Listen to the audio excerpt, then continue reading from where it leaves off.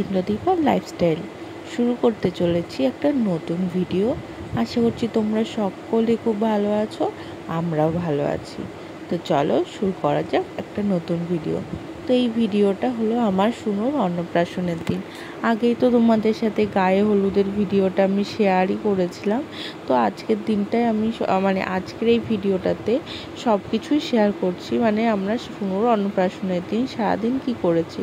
তো সকালেই দেখলে যে দিদি শুনুর অন্নপ্রাশনের পায়েসটা যে বানাচ্ছিল, আমাকে সবাই বলল যে মাকে নাকি অন্নপ্রাশনের পায়েস বানাতে নেই, তার জন্য আমি বানাইনি। আর অনুষ্ঠানটা যেহেতু ভবনেই হচ্ছিল, তো বাড়ি থেকে না আমরা 5 রকম ভাজা আর পায়েসটা বানিয়েই নিয়ে গেছিলাম।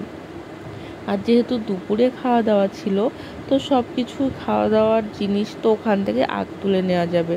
আর এই দেখো, এখন কিন্তু আমি ওর পাপাকে পোজগুলো বলে দিচ্ছি যে এইভাবে পোজগুলো করো, এইভাবে ফটোগুলো তোলো। আর সেদিনকার যে মারাত্মক গরমটা ছিল, আর সব থেকে বড় ভুল হয়েছিল, ওই লজটাতে না এসি ছিল না।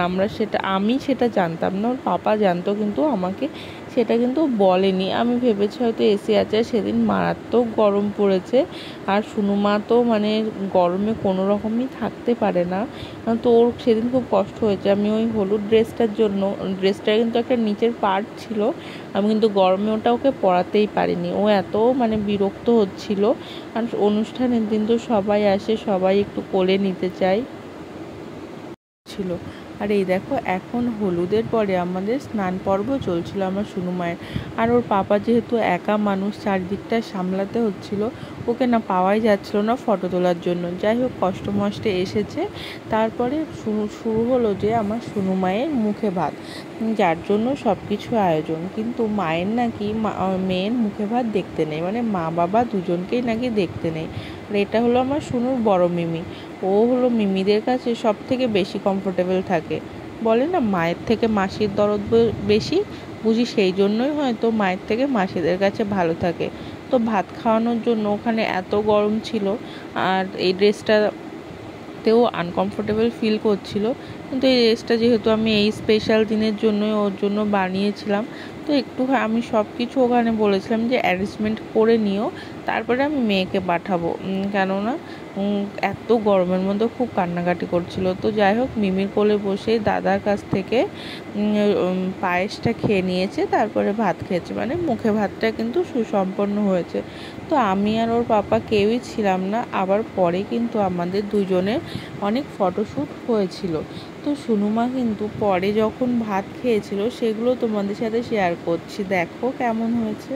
যেহেতু মা বাবা কারোরই মেয়ের ভাত খাওয়া দেখতে নেই, তো সেই জন্য আমাদের তিনজনের কিন্তু কোনো ফটোই তোলা হয়নি। আর শুনু সেই সময় এত বিরক্ত হচ্ছিল, এত কান্নাকাটি করছিল। তারপরে ও না ঘুমিয়ে পড়েছিল। ঘুম থেকে ওঠার পরে এগুলো না আলাদাভাবে ফটোশ্যুট করা হয়েছে। তখন তো ওকে কিছু দিলেই হবে না মুখে, কেননা অফ করবে। এগুলো জাস্ট ফটোশ্যুটের জন্য, কিন্তু ওরা এইভাবে করতে বলছিল, তো আমরা এভাবে করছিলাম। তো শুনুর পাপাকেও একটু আলাদাভাবে পেয়েছিলাম। আর এইগুলো আলাদাভাবে অন্য রুমে নেওয়া হয়েছে, যেখানে কাউকে ঢুকতে দেওয়া হয়নি। সবাই ঢুকে গেলে না ও সবাইকে দেখে আরও বিরক্ত হয়ে যাচ্ছিল। আরও ও কান্নাকাটি করছিল, কোনো ফটোই তুলতে দিচ্ছিল না। দেখো এখন কি সুন্দর শান্তভাবে ফটোগুলো তুলতে দিচ্ছে।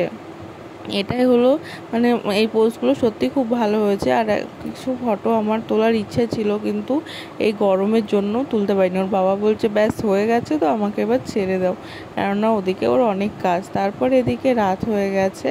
রাতের বেলা কেক কাটার জন্য কিন্তু আমি শুনুর জন্য একটা আলাদাই ড্রেস কিনেছিলাম।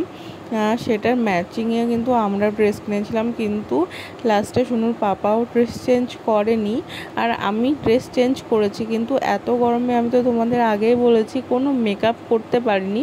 লাস্ট পর্যন্ত আমার লিপস্টিকটা পর্যন্ত ছিল না। আর দেখো, শুনুমা কিন্তু কেকটা একাই খাচ্ছে। এটাই হলো বেস্ট মোমেন্ট। ওর জন্য কেক আনা হয়েছে, ও খাবে না তো কে খাবে।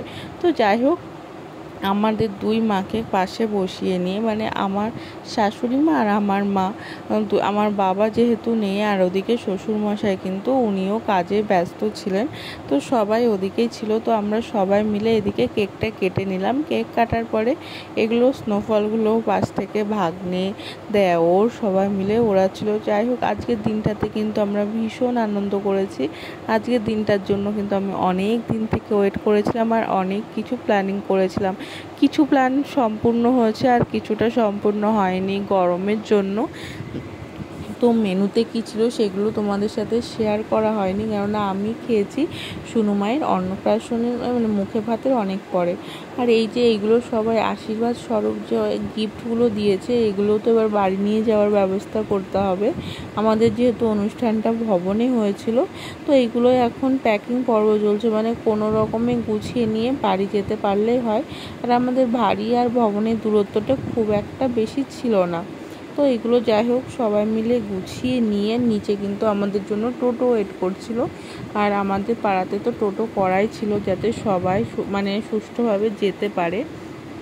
বাড়িতে হলে তো পাড়ার লোকের অসুবিধে হতো না, এই জন্য। আর সুনুর কিন্তু প্রচুর খেলনা হয়েছে, কাকুরা দিয়েছে, আবার পিসিমণিরা দিয়েছে। তো খেলনাগুলো পেয়ে কিন্তু সুনু ভীষণ খুশি হয়েছে। আর আমার বাড়ি ওখান থেকে বাপের বাড়িও খুব এত বেশি দূরে নয়, তো এই জন্য সুনুরা লাস্টে এই যে আমার দিদির ছেলে সোনা গরমে দেখেছো তো